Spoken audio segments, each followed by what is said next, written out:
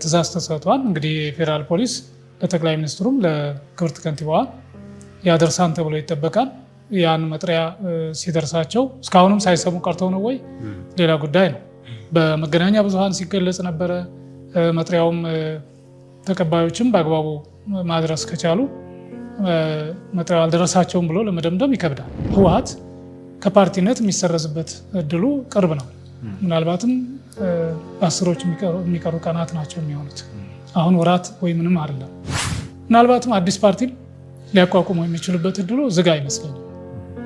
በወጣት የሚመራ ወጣትን የሚያሳትፍ ፓርቲ አስፈላጊነት ላይ ሲነጋገሩ ሰምቻለሁ። እስካሁን ስራ ላይ የነበረው ብሔራዊ ምርጫ ቦርድ አመራር ጊዜውን እየጨረሰ የመጣ ይመስለኛል። አሁን 6 ዓመት ስለሞላው በአዲስ የብሔራዊ ምርጫ ቦርድ አባላት ለመተካት እንቅስቃሴ መጀመሩን ሰምቻለሁ። ጥቆማዎች የሚቋቋሙ ፓርቲዎች በትክክል ስራቸውን እየሰሩ ነው ወይ? ህግ አክብረው ህግ አስከብረው አባሎቻቸው ደጋፊዎቻቸውም ህግ አክባሪ እንዲሆኑ እየሰሩ ነው ወይ? ወደ ነበርንበት እውቅና ካልተሰጠን የ50 ዓመት ድርጅት እንዲሁ ዝም ብሎ በአዲስ መልክ የሚመዘገብበት ሁኔታ የለም። ይሄ የማይሆን ከሆነ ችግር ሊፈጠር ይችላል። ግጭት ሁሉ ሊከሰት ማን ጋር ሊጋጭ እንደፈለገ አይገባኝም። ማን ነውና ህወሓት በተለየ መልኩ ግጭት ሊቀሰቅስ የሚችለው? ከማን ጋር ነው ሊጋጭ የሚችለው? አንድ ፓርቲ በባህሪው የታጠቀ ኃይል አይኖረውም። ኦኬ፣ ሲቪል አባላትና ደጋፊዎች ናቸው የሚኖሩት። እኛ ህወሓት እንዲጠፋ አንፈልግም። እውነቱን ለመናገር ከጥፋት እንዲመለስ የተስተካከለ ፖለቲካ ውስጥ እንዲገባ የሰለጠነ እና ሁሉንም አሳታፊ የሆነ በጌታቸው የመራ የነበረውን ጊዜያዊ አስተዳደር አስወግደናል ነው ያሉት እኮ።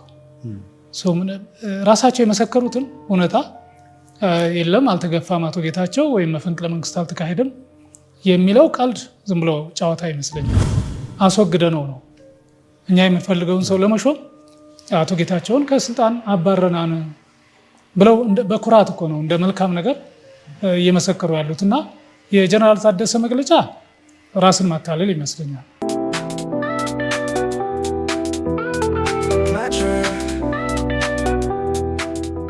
ሰላም ጤና ይስጥልን የተወዳጅ ተመልካቾቻችን እንደምሰምታችኋል። የሃርመኒ መድረክ ፕሮግራማችን ጀምሯል። ከዚህ ሰዓት ጀምሮ ወደ እናንተ መድረሱን ይቀጥላል። አብራችሁ እንድትሆኑ በአክብሮት እንጋብዛለን።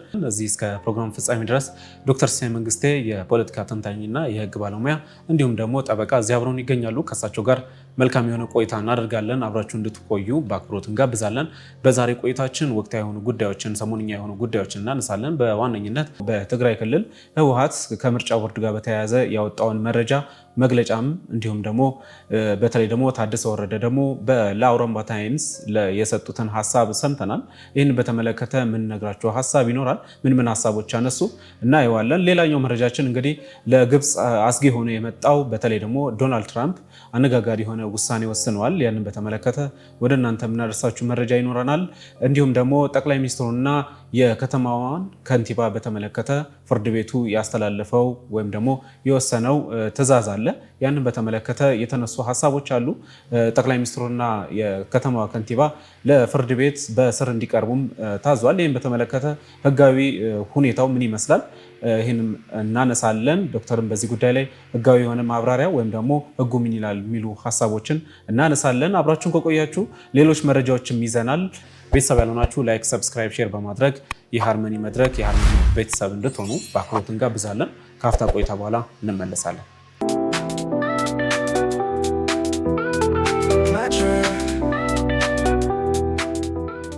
ሰላም ዶክተር፣ እንግዲህ ዛሬ ድጋሚ ተገናኝተናል። መልካም የሆነ ቆይታ ይኖራል ብዬ ተስፋ አደርጋለሁና በመግቢያ ለማንሳት የፈለኳቸው ዋና ዋና ጉዳዮች አሉና በተለይ ያው ሰሞንኛ ጉዳይ ሆነው የምርጫም እንግዲህ በቀጣይ ዓመት እየደረሰ እንደመጣ ይታወቃልና ምርጫ ቦርድም የተለያዩ በተለይ ፖለቲካ ፓርቲዎችን አስተያየትም እንዲሁም እርምጃዎችም ሲወስድ እያየን ነውና ከትግራይ ክልል ጋር በተያያዘ እንግዲህ የህወሓት ደግሞ የራሱ የሆነ እንግዲህ መግለጫ አውጥቷል በምርጫ ቦርድ ላይ። ምናልባት ከዛ ጋር በተያያዘ የተወሰኑ ሀሳቦች እናንሳና እዛው ከህወሓት ደግሞ ሳንወጣ በጌታቸው ላይም እንዲሁም ደግሞ በአጠቃላይ ስላለው ነባራዊ ሁኔታ ደብረጽዮንም መግለጫ ሰጥተዋል እና ከዚህ ጉዳይ ጋር በተያያዘ እንጀምር። በዚህ መልካም አሸብር፣ እንዴት ሰነበትክ? እንዴት ከረማችሁ? ዳግሚያ ትንሣኤን እንግዲህ ትላንት አክብረናል። ያው ሰሞኑን የበዓል ድባብ ስለነበረ እስኪ ከአዎንታዊ ነገር እንጀምርና በዚህ አዲስ አበባችን አሁን ሰሞኑን የተመረቁ ስራ በይፋ የጀመሩ የልማት እንቅስቃሴዎች አሉ። የካሳንችስና አካባቢው እንደምታውቀው ያው በብዙ መልኩ በጣም የተዳከመ አካባቢ እንደነበር ይታወቃል። በአጭር ጊዜ ውስጥ እሱ ተቀይሮ ካሳንችስ የነበሩ ነዋሪዎች ወደ ሌላ ቦታ እንዲሰፍሩ ተደርጎ የመንገድ ልማቱ እንደ አዲስ የተከናወነበት ሌሎች መዝናኛ እና ሰዎች ልጆቻቸውንም ይዘው ራሳቸውን ወክ እያደረጉ እያረፉ የሚሄዱባቸው ቦታዎች ተሰርተዋል። ይሄ ካሳንችስን እና አቧሬን አካባቢ በአዲስ መልክ ያነቃቃ የቀየረ አይነት ልማት ተካሂዷል። እንዲህ በፈጣን መልኩ ስራ የሚሰራ ከሆነ ሌሎችም አካባቢዎች በመደበኛ የተያዙ ፕሮጀክቶችም ለምን በዚህ መልክ አይፈጥኑም የሚል ጥያቄ ሊያስነሳ ከሚችል በስተቀር የተሰራው ስራ በጣም አበረታችና ደስ የሚል ነገር አለው። ሁለተኛው ጠቅላይ ሚኒስትሩ ከመረቋቸው እንደዚሁ ፕሮጀክቶች አንዱ የተለያዩ ተቋማት ወደ አንድ ሰብሰብ ብለው የአንድ ማዕከል አይነት አገልግሎት የሚሰጡበት ሁኔታ እየተፈጠረ መሆኑን የገለጹበት ነው። እሱም በራሱ አንድ አበረታች ነገር ሊሆን ይችላል። ተቀራራቢ የሆነ አገልግሎት የሚሰጡ ተቋማት አንድ ግቢ፣ አንድ አካባቢ ወይም አንድ ህንፃ ላይ ሆነው በሚገኙበት ጊዜ የሰው እንግልት ይቀንሳል። በቴክኖሎጂም አስተሳስሮ የተሻለ መረጃ ልውውጥ እንዲኖር ለማድረግ የሚያስችል ነገር ይኖረዋል። ስለዚህ ይሄ የሚበረታታ ነው ብለን ልንወስድ እንችላለን። በእርግጥ አሁን ከካሳንችስ እና አቧሬ አካባቢ ልማት ጋር ተያይዞ የተለያዩ ቅሬታዎች ይነሳሉ። ያው ቀደም ሲል ጀምሮ በተለያየ ጊዜ እንደሚነሳ አንደኛ ቅድሚያ የሚሰጠው ነው ወይ? የኑሮ ውድነቱ በጣም ከፍተኛ ደረጃ በደረሰበት እዛ የተነሱ ሰዎች በተሟላ መልኩ ሁሉም ምትክ አግኝተዋል ወይ? ካሳ በተመጣጠነ መልኩ ተከፍሏቸዋል ወይ? የሚሉ ቅሬታዎች አሁንም ያልተከፈለናል፣ ቤት ያላገኘናል የሚሉ ግለሰቦች በተለያየ መልኩ ቅሬታቸውን ሲገልጹ እንሰማለን። እንግዲህ አንድን ከተማ ለመቀየር ልማት ለማፋጠን የተሻለ ነገር ለማምጣት የተወሰነ ሰው መጎዳቱ አይቀርም። የፈለገ እንደው ጥረት ቢደረግ በዛ ሂደት ውስጥ የተወሰነ ሰው መጎዳቱ አይቀርም። ከኖረበትም ሲነሳ ለረዥም ጊዜ በተለይ ረዥም ጊዜ ኖረው ወልደው ድረው ኩለው ከዛ እንደገና የልጅ ልጅ ያዩበትን አካባቢ ስትለቅ የተሻለ ቦታ እንኳ ብትሄድ የተሻለ ቤት እንኳ ትክ ቢሰጥህ ከፍ ያለ ካሳ ቢለገስህ ያን ያለፈ ህይወትህን እስከምታስተካክል እስከምትረሳ ድረስ ብዙ የማይመቹ ነገሮች ይኖራሉ። ሰው እነዚህን የማይመቹ ነገሮች እንደ መስዋዕትነት ቆጥረን ብንመለከታቸው ከተማውን ለማልማት ከተማውን ለማሳደግ የወደፊት ትውልድ የተሻለ ነገር ይዞ እንዲቀጥል ለማድረግ የሚከፈል መስዋዕትነት ተደርጎ ሊወሰድ እንደሚችል መገመት ይቻላል። ይሄም ሆኖ ግን የከተማ አስተዳደሩ አሁንም ቅሬታ ያላቸው ወገኖች ካሉ አሁንም ምትክ በጊዜ ያልተሰጣቸው ካሳ በወቅቱ ያልተከፈላቸው ካሉ ቤትም ያልተሰጣቸው ካሉ የነዚህን ፍላጎትና ስሜት ችግር ተረድቶ አፋጣኝ ምላሽ እንዲሰጥ በዚህ አጋጣሚ ማሳሰብ እንወዳለን። ጠቅላይ ሚኒስትሩም መመረቅ ብቻ ሳይሆን እነዛ ከዛ የተነሱ ወገኖች የት ነው የወደቁት የሚለውንም ለመጎብኘት ሞክረዋል። በነገራችን ላይ ከዚህ በፊት የሚለየው የካሳንችስን ከመመረቃቸው በፊት የተወሰኑ ቀናት በፊት ቀደም ብለው ሂደው ነበረ። ገላን ጉራ የሚባል አቃቂ ቃሊቲ ክፍለ ከተማ ውስጥ የሚገኝ አዲስ የተሰራ ኮንዶሚኒየም ግቢ አለ፣ ትምህርት ቤት አለ፣ የጤና ተቋማት አሉ። የተሟላ አገልግሎት የጀመሩ ልዩ ልዩ የህብረተሰቡን ችግር የሚቀርፉ አቅርቦት የሚያስተካክሉ ስራዎች መሟላታቸውን አረጋግጠዋል። ይሄ አንድ ነገር ነው። እኛም ከዚህ በፊት ታስታውስ ከሆነ ጎብኝተን እዚህ ላይ አንስተን ተወያይተንበታል። እኔም በፌስቡክ ገጼ ላይ በፎቶ አስደግፌ የነበረውን ሁኔታ ለማሳየት ሞክሬያለሁ። ግን ሁሉም ቦታ እንደዛ ነው ወይ ነው? አሁን አንዳንድ ጊዜ ጉብኝቶች ደጋግመው ወደዛ ገላንጉራን እየተባለ ሲካሄድ ይሰማል። ለምን እዛ ብቻ አይደለም ማስፈር የተሞክረዋል። ሌሎችም አካባቢ የተወሰዱ አሉ እና እንደሱ አድርጎ ሌሎችም አካባቢ እንደ ገላንጉራን እንዲሆኑ የማድረግ ኃላፊነት ከመንግስት የሚጠበቅ ይመስለኛል። በተለይ ደግሞ ከከተማ አስተዳደሩ። ከዛ ውጭ ሌሎች ወቅታዊ ሁኔታዎች በተለይ ወደ ትግራይ ክልል የሚያስኬዱ በጣም በርካታ ነገሮች አሉ። እንግዲህ በየጊዜው አጀንዳ ሆነን አድርገን ከምንይዛቸው ጉዳዮች ያው የሰሜኑ በአጠቃላይ እና የትግራይ ጉዳይ ደግሞ ምንጊዜም የማይተው አይነት ወይም ዝም ብለው የማታልፍ አይተህ እንዳላየ ሰምተህ እንዳልሰማህ የምታልፈው አይነት አልሆን እያለ ነው። ብሔራዊ ምርጫ ቦርድ የሰጠው የማስጠንቀቂያ ጊዜ አለ። በዛ ጊዜ ውስጥ ከብሔራዊ ምርጫ ቦርድ ጋር ከመንግስት ጋር ተነጋግረው የማስተካከያ እርምጃ ካልወሰዱ በስተቀር ህወሓት ከፓርቲነት የሚሰረዝበት እድሉ ቅርብ ነው። ምናልባትም በአስሮች የሚቀሩ ቀናት ናቸው የሚሆኑት። አሁን ወራት ወይ ምንም አይደለም።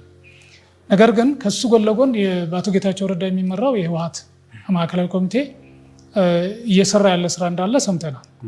አንደኛ ከብሔራዊ ምርጫ ቦርድ ጋር ተነጋግሮ በነጌታቸው በኩል ጉዳዩ ተቀባይነት እንዲያገኝ እና ጉባኤ ለማካሄድ ዝግጅት እንዲያደርጉ ሊያስፈቅዱ የሚችሉበት እድል አለ። ከነ ደብረጽዮን ጋር በመነጋገርም ሊሆን ይችላል። እነ ደብረጽዮን በያዙት አቋም ከጸኑ ለነ ደብረጽዮን የተሰጠው ሰርቲፊኬት ተሰርዞ እነጌታቸው እንደ አዲስ የሚያስኬዱበት ሁኔታ ሊኖር ይችላል።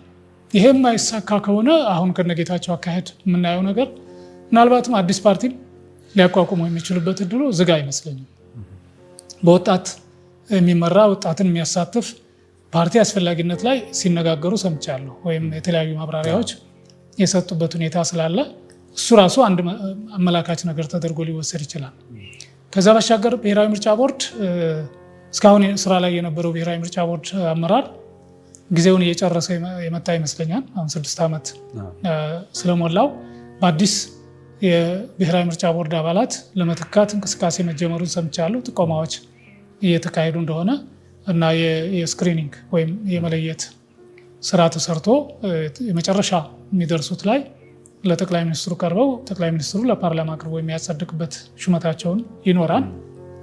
ሰው የሚቀጥለው 2018 ምርጫ በአዲስ የቦርድ አመራር የሚመራ እና የሚፈጸም ሊሆን እንደሚችል ከወዲሁ መገመት እንችላለን። እንግዲህ አዲስ መሆን በራሱ ፈተና ነው። ያለፈውን ሂደት መገምገም ማወቅ አለበት። ቀጣዩን እንዴት ነው ስራው መሰራት ያለበት የሚለው አዳዲስ ሰዎች ሊሆኑ ይችላል የሚመጡት ከምርጫ ስራ ጋር ልምድ ብዙ ላይ ኖራቸው ይችላል። ነገር ግን ባለሙያዎች ጽህፈት ቤቱ ላይ ስላሉ የጽህፈት ቤት ኃላፊ የመሳሰሉት የማይቀይሩ ይኖራሉ። እነሱን ቶሎ ብሎ አግኝቶ መረጃ ወስዶ ከተለያዩ አካላት ጋር ግንኙነቱን አጠናክሮ ዝግጅት ለማድረግ በቂ ጊዜ አለ ብዬ አስባለሁ። ምክንያቱም የሚቀጥለው ዓመት ዋናው ስራ ከአጋማሽ በኋላ የሚሆን ስለሚሆን ከአሁን ጊዜ ጀምሮ በትንሹ ከ6 እስከ 7-8 ወራት ጊዜ ያላቸው ማለት ነው። ስለዚህ ይሄን በአግባቡ እስከተጠቀሙ ድረስ ብዙ ይቸገራሉ ብዬ አላምንም። ግን የሚመረጡት አካላት በብዙ መልኩ የሚጠበቀው ምንድነው? ገለልተኛ ሆነው እንዲሰሩ፣ ብቃት ያላቸው፣ የመንግስትን ጫና የሚቋቋሙ፣ ከሌሎች ዓለም አቀፍ ደጋፊ ተቋማት ጋር የተሻለ ግንኙነት የሚመሰርቱ እና ሀገርን የሚያስቀድሙ የግል ክብር፣ የግል ዝና፣ የግል ህይወታቸውን አይነት ሳይሆን ሀገርን አስቀድሞ ወደ ተሻለ ዴሞክራሲ ሊያሻግሩን የሚችሉ ቢያንስ ምርጫው ዴሞክራሲያዊ ሆኖ ምርጫው ነፃና ገለልተኛ ሆኖ ፍትሃዊ ሆኖ ሁሉንም ያሳተፈ ሆኖ የሚካሄድበት ማንም አሸነፈ ማን እሱ ሁለተኛ ደረጃ የሚታይ ነው። እሱ ብቻ ግን አይደለም። ምርጫ ማስፈጸም ብቻ ሳይሆን የፓርቲዎች የሚቋቋሙ ፓርቲዎች በትክክል ስራቸውን እየሰሩ ነው ወይ? ህግ አክብረው ህግ አስከብረው አባሎቻቸው ደጋፊዎቻቸውም ህግ አክባሪ እንዲሆኑ እየሰሩ ነው ወይ? ይህም መፈተሽ አለበት። አንዳንድ ፓርቲዎች ላይ ለምሳሌ ቅሬታ ቀርቦ በተለያየ መልኩ ችግር ያለባቸው ፓርቲዎች ምንም ሳይባሉ ብዙ ችግር ያልተነሳባቸው በሆነ ፊርማ ማጭበርበር ወይ ቁጥር ባለመሙላት ምናምን ብለው ደግሞ የተሰረዙበት አጋጣሚ አለ። ከእንደዚህ አይነት አድሎን የሚያሳይ ኢፍትሐዊነትን የሚያመለክቱ ውሳኔዎች እና እርምጃዎች የታቀበ ሁሉንም በኩል የሚያይ እና ፍትሐዊ የሆነ አሰራርን በአጠቃላይ የተቀላጠፈ ምላሽ የሚሰጥ የህብረተሰቡን ቅሬታም ታሳቢ የሚያደርግ አመራር ወደ ፊት እንዲመጣ እንግዲህ እኛም በዚህ አጋጣሚ ማሳሰብ እንወዳለን። ሿሚዎችም ተሿሚዎችም ይሄን ኃላፊነት ወስደው መስራት እንዳለባቸው ማስቀመጥ ይቻላል። ከዚሁ ጋር ሳንወጣ እንግዲህ ህወሓት የሰጠው ምላሽ አለ። ወደ ነበርንበት እውቅና ካልተሰጠን የ50 ዓመት ድርጅት እንዲሁ ዝም ብሎ በአዲስ መልክ የሚመዘገብበት ሁኔታ የለም። ይሄ የማይሆን ከሆነ ችግር ሊፈጠር ይችላል። ግጭት ሁሉ ሊከሰት ማን ጋር ሊጋጭ እንደፈለገ አይገባኝም። ማን ነውና ህወሓት በተለየ መልኩ ግጭት ሊቀሰቅስ የሚችለው? ከማን ጋር ነው ሊጋጭ የሚችለው? አንድ ፓርቲ በባህሪው የታጠቀ ኃይል አይኖረው። ኦኬ ሲቪል አባላትና ደጋፊዎች ናቸው የሚኖሩት። እነዚህ ሲቪል አባላትና ደጋፊዎች ጦርነት ሊቀሰቅሱ ነው ወይስ እነሱ ቲዲኤፍ እያሉ የሚጠሩት የትግራይ ታጣቂ ኃይል የህወሓት የታጠቀ ክንፍ ሆኖ ህወሓት የሚያዘውን ህወሓት የሚለውን የሚፈጽም ነው የሚሆነው? እንደዛ ከሆነ ህገወጥነቱን ይበለጠ እያረጋገጠ ነው የሚሄደው። አንዱ በደንብ መታየት ያለበት ይመስለኝ የህወሓት አመራሮችም እንደው ራሳቸውን ቆም ብለው ቢያዩ ቢፈትሹ። አሁንም ደጋግመን የምንመክረው እንደዛ ነው። የልህ ፖለቲካ የትም አያደርስም። የጫካው ነው ሲያስቡት የነበረ ነገር አሁን ላይ እንደሱ የሚሰራ አይደለም። ለነሱ የተለየ ህግ ሊወጣ አይችልም። ኦኬ የብሔራዊ ምርጫ ቦርድ ሁሉንም ፓርቲዎች እኩል ነው ማየት ያለበት፣ ህወሓትንም ሌላውን። ይሄን ግምት ውስጥ አስገብተው ማሟላት ያለባቸውን መስፈርት አሟልተው መመዝገብ ነው ያለባቸው። እኛ ህወሓት እንዲጠፋ አንፈልግም። እውነቱን ለመናገር ከጥፋት እንዲመለስ የተስተካከለ ፖለቲካ ውስጥ እንዲገባ የሰለጠነ እና ሁሉንም አሳታፊ የሆነ ትግራይ ውስጥም ቢሆን እንደው ሁሉንም የሚቆጣጠር ሁሉንም የበላይ እኔ ካልሆንኩ ብሎ ለትግራይ ህዝብ ከኔ ውጭ ለትግራይ አጠቃላይ ከኔ በቀር ሌላው ማንም አይረባም አይጠቅምም አይነት እሳቤ የትም እንደማያደርስ እያየን ነው። ስለዚህ በትግራይ ውስጥም ካሉ ተቃዋሚ ፓርቲዎች ጋር ተግባብቶ ለትግራይ ህዝብ ጥቅም እስከሆነ ድረስ ብሎም ለኢትዮጵያ አንድነት መስራት እስከፈለገ ድረስ ቢቆይ ደስ ይለናል። አይ እስካሁኑ ቀጥላለሁ ካለ ግን ብሔራዊ ምርጫ ቦርድ ጠንከር ያለ እርምጃ ወስዶ ህልውናውንም በራሱ ጊዜ የሚያሳጣበት ሁኔታ ይኖራል ብዬ እጠብቃለሁ እና አሁንም ይሄን መልእክት እግረ መንገዱን ማስተላለፍ ይኖርብናል። አይ ቲንክ ከምርጫም ጋር ተያይዞ ከወቅታዊ ሁኔታ ጋር ተያይዞ ያሉ እነዚህ ናቸው። እንግዲህ ሌሎቹን ደግሞ እያነሳን እናወራ እንችላለን። ምናልባት በቀጣይ የምናየው ይሆናል። በተለይ ምርጫ ቦርድ የሚወስደው ፌዴራል መንግስቱም እንግዲህ ሌላ የሚያስተምርበት መንገድ ካለም በቅርብ እንግዲህ ኦልሞስት የተወሰኑ ቀናቶች ናቸው የቀሩትና የምናየው ይሆናል። ምናልባት ከዚሁ ከትግራይ ጋር በተያያዘ በተለይ ጀነራል ታደሰ ወረደ ከአውራምባ ታይምስ ጋር ቃለ መጠይቅ ሲያደርጉ ነበርና በተለይ የጌታቸውን ከስልጣን መነሳት ጋር በተያያዘ ብዙዎች ያው መፈንቅለ መንግስት ነው ያደረገው ህወሓት ወይም ደግሞ እሳቸውን ጨምሮ ይባላል እና በዛ ላይ መልስ ሰጥተዋልና ይህን በተያያዘ እናንሳ። ሌላኛው ምናልባት ቅድም ለማንሳት ሞክረዋል ዶክተር እና በተለይ ደብረጽዮን ጌታቸውን የሚያጥላሉበት አንደኛው ነገር የዘር ማጥፋት ጭፍጨፋ በትግራይ ላይ ተከናውኗል። ለዛ ደግሞ መልስ እየሰጠ አልነበረም የነበረው እና በተለይ ደግሞ የአቶ ጌታቸው ጋር የነበሩ ሌሎችም ማዕከላዊ ኮሚቴ ላይ የነበሩ መልስ አልሰጡም። ያንን ደግሞ እኛም ማሰጠት የምንፈልገው በውጭ ነው የሚል ነገርም አንስተዋል እና እነዚህን ሁለት ሀሳቦች እናንሳለን። አዎ እንግዲህ አቶ ጌታቸው ረዳ ከስልጣን የተነሱበት ሁኔታ ትንሽ አወዛጋቢ ነገር አለው። አንደኛው ያው 2 ዓመት ስለሞላቸው በህጉ መሰረት የግድ መቀየር ነበረባቸው የሚል ሀሳብ አለ። ነገር ግን የግድ እሳቸው መቀየር ላይኖርባቸው ይችላል። እሳቸውም ስልጣናቸው ሊራዘም የሚችልበት እድል ይኖር ነበር የጊዜ ጉዳይ ቢሆን ኖረው። ነገር ግን ከጊዜው ማለቅ በፊት እኮ አቶ ጌታቸውን ለማስወገድ ህወሓት ወስኗል። በሌላ ለመተካት ወስኖ ህዝብ አመፅ እየቀሰቀሰ ታጣቂዎችን በአቶ ጌታቸው ላይ እያዘመተ እንደነበረ ይታወቃል። በኋላም ራሳቸው የሰጡት ምስክርነት እኮ ይሄን ነው። በህዝብ አመፅ በአባሎቻችንና በደጋፊዎቻችን ጥንካሬ ህገወጥ የነበረውን በጌታቸው የመራ የነበረውን ጊዜያዊ አስተዳደር አስወግደናል ነው ያሉት እኮ። ራሳቸው የመሰከሩትን እውነታ የለም አልተገፋም አቶ ጌታቸው ወይም መፈንቅለ መንግስት አልተካሄደም የሚለው ቀልድ ዝም ብሎ ጨዋታ ይመስለኛል። ሁለተኛው አሁን ፕሬዚዳንት የሆኑት ጀነራል ታደሰ ወረደም እዛው ምክትል እኮ ነው የነበሩት። ያ ሁሉ ሲፈጸም ዝም ብለው ነበር የሚያዩት። ጊዜያዊ አስተዳደሩ ሲወገዝ በታጣቂዎች በደብረጽዮን የሚመራ የህወሓት ካድሬዎችን ቡድን ሲዘምትበት ሲያጥላላው የተለያየ ህገወጥ ስራ እየሰራ ነው እያሉ ሲያሳጡ ዝም ብለው ነው የነበረው። ይሄ ልክ አይደለም ታቆማላችሁ ያለበት አጋጣሚ አልነበረም። ያን ያክል መግለጫ ሲወጣ ባለ 13 ነጥብ መግለጫ አብዛኛው የደብረጽዮንን ቡድን የሚደግፍ እና የአቶ ጌታቸውን ቡድን የሚነቅፍና የሚነቅፍ ብቻ አይደለም የሚያወግዝ አይነት እርምጃ ነበር የተወሰደው። ያኔ ጀነራል ታደሰ ዝም ነበር ያሉት። በዝምታ ደግፈዋቸዋል ማለት ነው። በዝምታ ጌታቸው ላይ የሚካሄድ የነበረውን ጫና ይፈጸም የነበረውን ግፍና በደል ኢቨን ውሳኔያቸው እንዳይተገበር ሲያደርጉ ነበር አይደል? 4 ጀነራሎችን ከስልጣን አገዱ፣ ግን ተግባራዊ አልሆነም። አትሊስት በስራቸው ያሉትን የካቢኔ አባላቱን እንኳን ጀነራል ፍስሐ ማንጁስን ከስራ አግጃለሁ አሉ፣ ግን ተግባራዊ ሆኖ ነበር እንዴ? የግንባር አዛዦችን አግጃለሁ አሉ፣ ተግባራዊ አልሆነም። ለምን? ታደሰ ወረደ ስላልደገፉት። ስለዚህ ከታደሰ ወረደ ሌላ ምን ሊጠበቅ ኖሯል? ታደሰ ወረደ መፈንቅለ መንግስት አላካሄድ ነው ቢሉ የሚገርም አይደለም። ይልቅ በተዘዋዋሪ የህወሓት አመራሮች ምስክርነት ሰጥተዋል። አስወግደ ነው እኛ የምንፈልገውን ሰው ለመሾም አቶ ጌታቸውን ከስልጣን አባረናን ብለው በኩራት እኮ ነው እንደ መልካም ነገር እየመሰከሩ ያሉት። እና የጀነራል ታደሰ መግለጫ ራስን ማታለል ይመስለኛል። ከአውራምባ ታይምስ ጋዜጠኛ ዳዊት ከበደ ጋር ያደረጉትን ቃለ ምልልስ እኔም ሰምቼዋለሁ።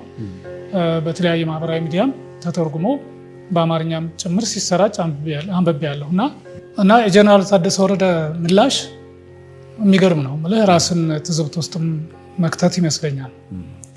አንደኛ ቅድም እንዳልነው ዝም ብለው ሲመለከቱ ነበረ ጌታቸው ሲገፋ። ሁለተኛ ገና ጌታቸው ስልጣን ላይ ያሉ እኮ ህወሓቶች ጀነራል ታደሰን ፕሬዚዳንት ይሆንልን ብለው አቅርበዋል። ጌታቸው ይወገድ ታደሰ ይሆንልን ብለዋል። እሳቸውን በዝምታ ነበር ያለፉት። አልሆንምም እሽም ሳይሉ ዝም ብለው ነበር። በውስጥ እንግዲህ ደብረጽዮን ጋር ተስማምተው የቆዩበት ሁኔታ አለ። ሰው ግልጽ ነው። አቶ ጌታቸው ሲነሱ እሳቸው ፕሬዚዳንት እንደሚሆኑ ያውቁታል። ያን በጸጋ ለመቀበል በደስታ ለመቀበል ራሳቸውን አዘጋጅተው የነበሩ ሰውዬ እንዴት ብለው ነው አቶ ጌታቸው የሚወስደውን እርምጃ ሊቀበሉ ስራ ላይ ሊያውሉ የሚችሉት? ምክትል ሆነው አብረው እኩል ተጠያቂ ነው መሆን የነበረባቸው። ችግር ወይም የጊዜያዊ አስተዳደሩ መወቀስ ካለበት መስራት የነበረበትን ካልሰራ ታደሰም አብሮ ተጠያቂ ነው መሆን የነበረበት። ግን ሁሉም ነገር ጌታቸው ላይ የመጣል አይነት ነገር ነው የሚሰማ የነበረው። እሱ አንድ ነገር ነው። ከዛ ባሻገር ሌላው ምስክርነት የትግራይ ተቃዋሚ ኃይሎች በተለይ 3 ተቃዋሚ ፓርቲዎች ያወጡት መግለጫ አለ። ወደ ሚዲያ ወጥተው ማብራሪያ የሰጡበት ሁኔታ አለ።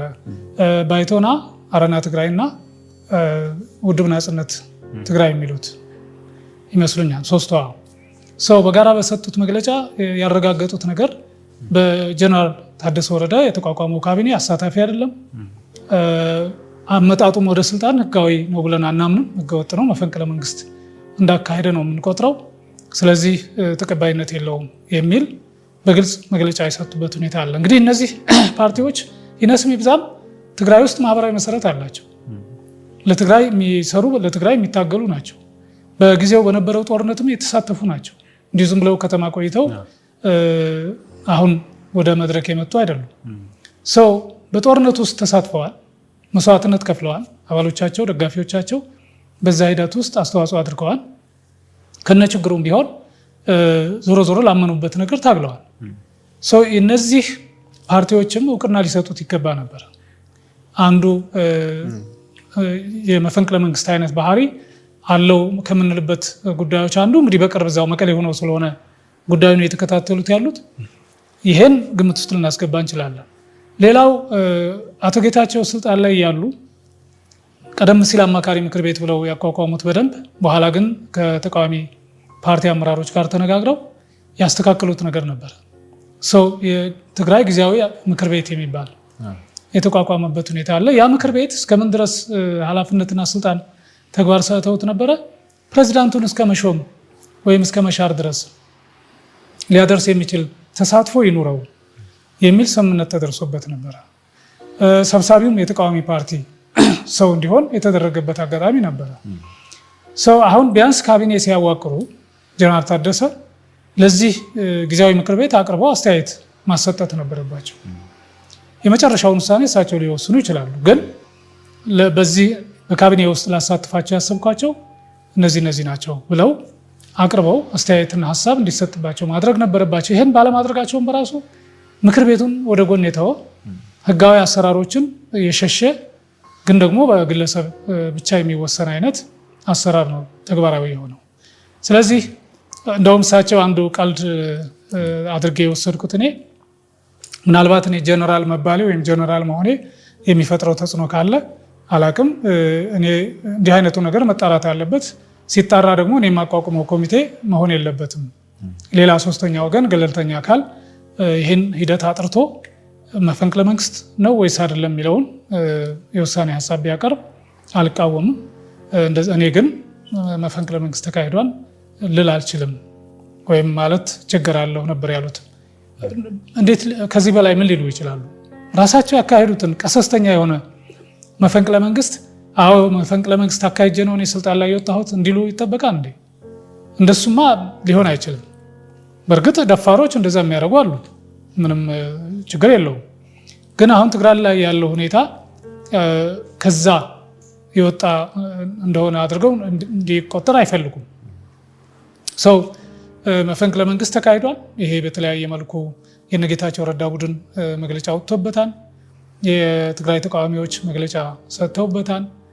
በተግባርም በተለያየ መልኩ ቅድም ያነሳናቸው ምሳሌዎችን ጨምሮ የተከናወኑት በተለይ በታጣቂዎች በኩል የተከናወኑት አቶ ጌታቸው እኮ ከመቀሌ እንዴት እንደወጡ እኮ ሰምተን አናረም።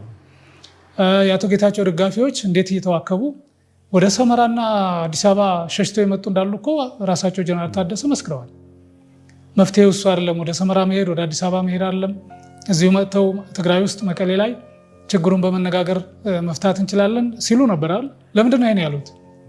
ለምንድን ነው እነዛ ሲሸሹት የአቶ ጌታቸው ደጋፊዎች ለምንድን ነው ሰመራ ድረስ ሸሽተው ሌላ ክልል የሄዱት? ለምንድን ነው አዲስ አበባ ድረስ ሸሽተው የመጡት? መፈንቅለ መንግስት ስለተካሄደ አይደል እንዴ? ወታደሩን ስለተቆጣጠሩት እና እነሱ ወታደሩ ደግሞ በነጌታቸው ላይ ጥላቻ ቂም ይዞ እርምጃ ወስዳለሁ ስላለ አይደል? ይሄ መፈንቅለ መንግስት ካልተባለ ምንድን ነው ሊባል የሚችለው? መቼም በዲሞክራሲያዊ መንገድ ስልጣን አገኘሁ ሊሉ አይችሉም። ምርጫ አልተካሄደም። ህወሓት በእርግጥ መርጧቸዋል። ጠቅላይ ሚኒስትሩም ሌላ ምርጫ አልነበራቸውም። አሁን ማነው ጀነራል ታደሰን አልቀበልም ብለው ሌላ ሰው ቢሾሙ ትግራይ ውስጥ ምን ሊፈጠር እንደሚችል ያውቃሉ። ሰው እዛው ይለይላችሁ ብለው ነው ጀነራል ታደሰን የሾሙት እንጂ ወደው ፈቅደው እንደው የተሻለ ለውጥ ያመጣን ብለው አይመስለኝም። ጠቅላይ ሚኒስትሩም የመቸገር ውጤት ተደርጎ ሊወሰድ ይችላል እና በዚህ ሁኔታ ወደ ስልጣን የመጡ ሰው ወታደሩን ከኋላቸው አድርገው ጀነራልነታቸውንና ሌሎች ጀነራል ጓደኞቻቸውን ወደፊት አምጥተው እያስኬዱ ባለበት ሁኔታ መፈንቅለ መንግስት አካሄድኩን ማለት ስህተት ነው የሚመስለኝ። በእርግጥ የአውራምባ ታይምስ ጋዜጠኛው በደንብ ይሄን አብራርቶ ጥያቄውን በደንብ አድርጎ መወጠርና በብዙ መልኩ መታዘብ ይቻል ነበር። ግን እሱ ቀስ አድርጎ አለሳልሶ ነው እያንዳንዷን ነገር ለሳቸው የተመቸ አቀራረብና የጥያቄ አወጣጥ የተከተለው። አይውሽ ለምሳሌ ቴዎድሮስ ጸጋዬ አግኝቷቸው ቢሆን ከቴዎድሮስ ጸጋዬ ጋር ቢሆን ኖሮ ውይይታቸው እንዲህ በቀላሉ የሚያልፉ አይመስለኝም ነበር። ወጥሮ ይዛቸው ነበር። የሚሉትንም በዛው ልክ እንሰማ ነበር። የእሱንም ጠንከር ያለ ትችት እዛው ላይ ልናዳምጥ የምንችልበት ሁኔታ ያለ ይመስለኛል። ምናልባት በቀጣይ ሊያናግራቸው ሊያገኛቸው ይችል ይሆናል። ከዛ ባሻገር ግን ጀነራል ታደሰ የሰጡት ማብራሪያና ምላሽ የሚጠበቅ ነው ከሳቸው። ከዛ በላይ መጠበቅም ሞኝነት ነው የሚመስለኝ። በአጠቃላይ ትግራይ ላይ ያለው ድባብ አሁንም ውጥረት አለ። አሁንም ችግር እንዳለ ማየት ይቻላል። እንደውም ዶክተር ደብረጽዮን ከኤርትራ ጋር የሚኖረውን ግንኙነት ጭምር የገለጹበት መንገድ በራሱ ሌላ ችግር ይመስለኛል። ታደሰም ሌሎችም በእርግጥ ጌታቸው ረዳም ደጋግሞ ሲገልጸው የነበረበት ሁኔታ አለ። በኢትዮጵያና በኤርትራ መካከል ግጭት የሚፈጠር ከሆነ ወይም ጦርነት የሚቀሰቀስ ከሆነ ትግራይ ከማንኛቸውም መወገን የለባትም፣ አርፋ መቀመጥ አለባት፣ ገለልተኛ መሆን አለባት አይነት ስሜት። ምክንያቱም ትግራይንም ይነካል። በትግራይ በኩል አድርጎ ነው አብዛኛው ከኤርትራ ጋር የሚኖረው ግንኙነት። በእርግጥ በአፋር በኩልም ሰፊ የሆነ ግንኙነት አለ። አንዳንዶቹ እንደሚያስቡት የሆነች ትንሽ አካባቢ ብቻ አድርገው የሚያስቡ አሉ። እንደውም አንዳንዶቹ 90% የሚሆነው ከኤርትራ ጋር ያለው ወሰን በትግራይ በኩል ነው ብለው የሚናገሩ ሰዎች አሉ። እሱ ውሸት ነው። አሁን ባለው ተጨባጭ ሁኔታ ከ3 ክልሎች ጋር ነው ኤርትራ የሚዋሰነው። አንደኛ ከአፋር ጋር ነው። ከአፋር ጋር ያለው እንትን አጭር አይደለም፣ እንዲህ በቀላሉ የምናስበው አይደለም። የቀይ ባህር አፋር የሚባለው እና ከዛም አልፎ በዳሎል በኩል ያለው አካባቢ ምናልባትም አሳውርታ እንደዚህ የሚባለው ሳሆ የመሳሰሉት አካባቢ ኤርትራ አካባቢ ከአፋር ጋር በቀጥታ የሚዋሰንበት ሁኔታ አለ። ከዛ ደግሞ እስከ ሁመራ ድረስ ያለው በትግራይ ጋር ይዋሰናል። የሁመራና አካባቢው ደግሞ ከአማራ ክልል ጋር አሁን ባለው ሁኔታ የወልቃይት ጠገዴ ሰቲት ሁመራ ዞን ጋር ነው የሚዋሰነው። ስለዚህ ከአማራ ክልልም ጋር የሚዋሰንበት አጋጣሚ አለ። ስለዚህ መሀል ላይ ያለው የትግራይ መሬት በእርግጥም ሰፊ ነው። ከኤርትራ ጋር የሚያገናኘው ነገር ለውጊያም ይሁን ለተለያየ ትራንስፖርቴሽን የተመቸው ነገር በኤርትራ በኩል ያለው ማነው በትግራይ በኩል ያለው ሊሆን ይችላል። ከአፋሩ አንጻር የትግራዩ የተመቸ ነው። ምክንያቱም የአፋሩ በረሃ ነው፣ ብዙ የተመቸ ነገር ላይሆን ይችላል። በአማራ ክልል በኩል ያለውም ያን ያህል እንትኑ ርዝመቱ ብዙ የሚባልለት አይነት አይደለም። ግን ሁመራና ኡምነ ሀጅር በቅርብ ተከዜ ጋር ተያይዞ የሚዋሰኑ አካባቢዎች ናቸው። ሰው ይሄን ታሳቢ አድርጎ ትግራይ ገለልተኛ እንድትሆን ይፈልጋሉ ማለት ከፌዴራል መንግስቱም ጋር ላለመወገን ከኤርትራ መንግስትም ጋር መጀመሪያውኑ ግን ከኤርትራ መንግስትና ከኢትዮጵያ መንግስት ማማረጥስ ነበረባቸው ወይ ወይም ማወዳደርስ ነበረባቸው ወይ? ትግራይ ራሷን የቻለች ሀገር እስካልሆነች ድረስ የኢትዮጵያ አካል እስከሆነች ድረስ የኢትዮጵያ መንግስት የሚወስደው እርምጃ የትግራይንም ታሳቢ ያደረገ ነው። ትግራይ የተለየ ገለልተኛ ሊሆን የሚችልበት ምንም ምክንያት የለም። ይህ አንድ ልብ መባል መቻል ያለበት ይመስለኛል። አፋር ክልል አልፈልግም ቢል እንደዛ መወሰን አይችልም። አዋሳኝ ስለሆንኩ እኔ ሳልፈቅድ የፌዴራል መንግስት እንደዚህ አይነት እርምጃ መውሰድ የለበትም፣ እንደዛ ከሆነ ወይ ከኤርትራ ልወግን እችላለሁ ወይም ገለልተኛ ልሆን እችላለሁ ማለት አይችልም። ትግራይ የተለየ እንትን አለው ወይስ ዲፋክቶ ስቴት ራሳቸውን እየቆጠሩ ነው? ይሄ ግምት ውስጥ መግባት መቻል አለበት። ከቻሉ ምንድነው ማድረግ ያለባቸው? ጦርነት እንዳይቀሰቀስ ከፌዴራል መንግስቱም ጋር መነጋገር፣ ከቻሉ ከኤርትራ መንግስትም ጋር ተነጋግረው ያላቸውን ቁርበት ያላቸውን ጉርብትና ታሳቢ አድርጎ ከፌዴራል መንግስቱም ገፍቶ እንዳይሄድ የኤርትራ መንግስትም ወደ ጦርነት ገፍቶ እንዳይመጣ ምናልባት አሸማጋይ ሊሆኑ የሚችሉበት እድል ነገሩን ለማለዘብ አስተዋጽኦ የሚያደርግበት ሁኔታ ካልሆነ በስተቀር ጦርነቱ ግጭቱ የሚከሰት ከሆነ ትግራይ ገለልተኛ ሆና የምትቀመጥበት የትግራይ ክልል ጊዜያዊ አስተዳደር ዝም ብሎ ተመልካች የሚሆንበት እድል ያለ አይመስለኝም።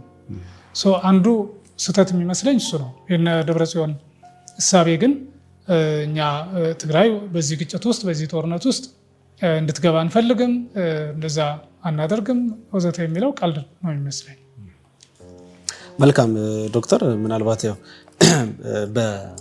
በሌላ ጊዜ የምንመለስበት ሀሳብ ሊሆን ይችላል ሰፊ ስለሆነ በተለይ ከኢትዮ ኤርትራ ጋር በተያያዘ የሚሰጡ ሀሳቦች ተመልሰን እንመጣበታለን። ግን ለአሁን ለዚህኛው ክፍል ምናልባት ከሰሞኑን ያየነው በተለይ ዓርብ ዕለት ያየነው አንድ አነጋጋሪ የነበረው ብዙዎችም ሲቀባበሉት የነበረው እንደው እርሶም የተወሰነ ሀሳብ በተለይ ህጋዊ የሆነ ህጉስ ምን ይላል የሚሉ ሀሳቦች እንድናነሳ ነውና በተለይ አቶ ታዬ ደንደዓ መታሰራቸው ይታወቃልና ፍርድ ቤት ላይ ያለው ሁኔታ ትንሽ አነጋጋሪ ነበር። በተለይ ለምስክርነት የጠሯቸው ባለስልጣናቶች ጠቅላይ ሚኒስትሩና የከተማው ከንቲባ ነበሩ፣ ክብርት ከንቲባ ነበር የጠሩትና ምናልባት ይሄ ነገር ፍርድ ቤት ላይ አለመቅረባቸውን ሲተቹም ተሰምቷልና እንደው ከዚህ ጋር በተያያዘ ህጉ ምን ይላል፣ ከዚህ በኋላስ ምን አይነት ሂደት ሊኖር ይችላል የሚሉ ጉዳዮች እናንሳና ወደ ሁለተኛው ሀሳባችን እናልፋለን። አሸብር እንዴት መሰለህ እንግዲህ ከህግ አኳያ ሁሉም ሰው በህግ ፊት እኩል ነው በመርህ ደረጃ። ስለዚህ ፍርድ ቤት ሁሉም ሰው በህግ ፊት እኩል ነው ማየት ያለበት። ከሳሽ ይኖራል፣ ተከሳሽ ይኖራል። ከሳሽ አቃቤ ህግ ነው፣ ተከሳሽ አቶ ታዬ ደንደዓ ናቸው። ስለዚህ አቶ ታዬ ሲከራከሩ መከላከያ ምስክር ብለው ከጠሯቸው ሰዎች ሁለቱ አንዱ ጠቅላይ ሚኒስትሩ ናቸው፣ ሁለተኛዋ የከተማ ከንቲባ ናቸው። ያ የሆነበት ምክንያት ደግሞ በጊዜው አቶ ታዬ ስልጣን ላይ ያሉ ከነበራቸው ቅርበት ግንኙነት አንጻር የአቶ ታዬን የተከሰሱበትን ነጥብ በደንብ ያውቃሉ ብለው ስለሚያስቡ ነው። እንዳውም አቶ ታዬ ያሉት ትጥቅ እንዲይዝ መንግስት ፈቅዶ ነበረ። ያው በነበረኝ ስልጣን እሱ ብቻ አይደለም ጥበቃም እንዲመደብልኝ ተደርጎ ነበር። ምክንያቱም ስጋት ውስጥ ነህ፣ ችግር ሊገጥምህ ይችላል ብለው በርከት ያለ ቁጥር ያለው ጠባቂ መድበውልኝ የነበረው ራሳቸው ጠቅላይ ሚኒስትሩ ናቸው። ይሄንንም ደግሞ ክብርት ከንቲባዋ ያውቃሉ። በኋላ ላይ ግን ቆይተው ምንም የተለየ ነገር ባልተፈጠረበት ሁኔታ ጥበቃዎችን አንስተውብኛል፣ ለአደጋ አጋልጠውኛል፣ በችግር ተጋልጬ ነበረ የሚል ቅሬታ ነው ያነሱት። ይሄ ስለመሆኑ ያው ቀርበው እንዲያስረዱ ነው ጠቅላይ ሚኒስትሩም የተጠየቁት፣ ክብርት ከንቲባዋም እንደዚያው። እንግዲህ እስካሁን ሲባል የነበረው መጥሪያው አልደረሳቸውም፣ መጥሪያውን ለማድረስ ተቸግረናል ወዘተ የሚል ነበረ። የአሁኑ በኋለኛው ችሎት ላይ ግን መጥሪያው በፌዴራል ፖሊስ በኩል እንዲደርሳቸው የሚል ትዕዛዝ ተሰጥቷል። እንግዲህ የፌዴራል ፖሊስ ለጠቅላይ ሚኒስትሩም ለክብርት ከንቲባዋ ያደርሳን ተብሎ ይጠበቃል። ያን መጥሪያ ሲደርሳቸው እስካሁንም ሳይሰሙ ቀርተው ነው ወይ ሌላ ጉዳይ ነው። በመገናኛ ብዙሃን ሲገለጽ ነበረ። መጥሪያውም ተቀባዮችም በአግባቡ ማድረስ ከቻሉ መጥሪያው አልደረሳቸውም ብሎ ለመደምደም ይከብዳል። ግን ግምት ውስጥ የሚገባው ዞሮ ዞሮ መቀበላቸው እስካልተረጋገጠ ድረስ ፍርድ ቤቱም ዝም ብሎ ሊወስን አይችልም። ከዛ ባሻገር ምስክር ተጠርቶ አልቀርብ ካለ በትክክል መጥሪያው ደርሶት በቂ ጊዜ ኑሮት ሌላ አሳማኝ የሆነ ከአቅም በላይ የሆነ ምክንያት ሳይገጥመው እንዲሁ ዝም ብሎ በማን አለብኝነት አይነት የሚቀር ከሆነ ፍርድ ቤቱ ታስረው እንዲቀርቡ ሊያዝ ይችላል። የእነሱ ምስክርነት በጣም ወሳኝ ከሆነ ለፍትህ እንደውም ለፍትህ እንዳይሰጥ ወይም ፍትህ እንዳይሰፍን የፍትህ ስራ እንዳይቀላጠፍ እንቅፋት በመፍጠር ብሎ ጭምር ሊቀጣቸው ወይም ሊወስንባቸው ሁሉ ይችላል። እኛ ሀገር ላይ እሱ ተለምዷል ወይ ሌላ ጉዳይ ነው። ቀደም ሲል ታስታውስ ከሆነ ሟቹ የቀድሞው ጠቅላይ ሚኒስትር መለስ ዜናዊ በምርጫ 97ን ተከትሎ አንድ ውሳኔ ወስነው ነበር። አዲስ አበባና አካባቢው የአደባባይ ሰልፍ እና ስብሰባ ከልክለው ነበር። እሱን የሚከለክሉ ውሳኔ ወስነው ነበር። ይህ ውሳኔ ህገ መንግስታዊ ነው አይደለም የሚል ክርክር ነበር እና ቅንጅት እንዳውም ከሷቸው ነበር። ይህ ህገ መንግስታዊ የሆነ ውሳኔ ባልተሰጣቸው ስልጣን የወሰኑ ስለሆነ ትክክል አይደለም። እንዲህ አይነቱ ክልከላ አስቸኳይ ጊዜ አዋጅ አይነት የሚጠይቅ ከሆነ የሚኒስትሮች ምክር ቤት መወሰን አለበት። ከዛ ለህዝብ ተወካዮች ምክር ቤት ቀርቦ መጽደቅ አለበት ወይ ሪጀክት መደረግ አለበት እንጂ ጠቅላይ ሚኒስትሩ ብቻቸውን ለአንድ ወር ያክል መሰለኝ አዘው የነበሩትና በሱ ምክንያት ቀርበው መልስ እንዲሰጡ ተጠይቀው ነበረ። አልቀረቡም። በእርግጥ እሳቸው ያው የህግ ባለሙያ ልከው ሊሆን ይችላል። በጊዜው ያው ጠበቃ ወይም አቃቢ ህግ ቀርቦ ምላሽ እንዲሰጥ የተደረገበት ሁኔታ እንደነበረ እናስታውሳለን። ግን መቅረብ ነበረባቸው በአካል ተከሳሽ እሳቸው ስለሆኑ።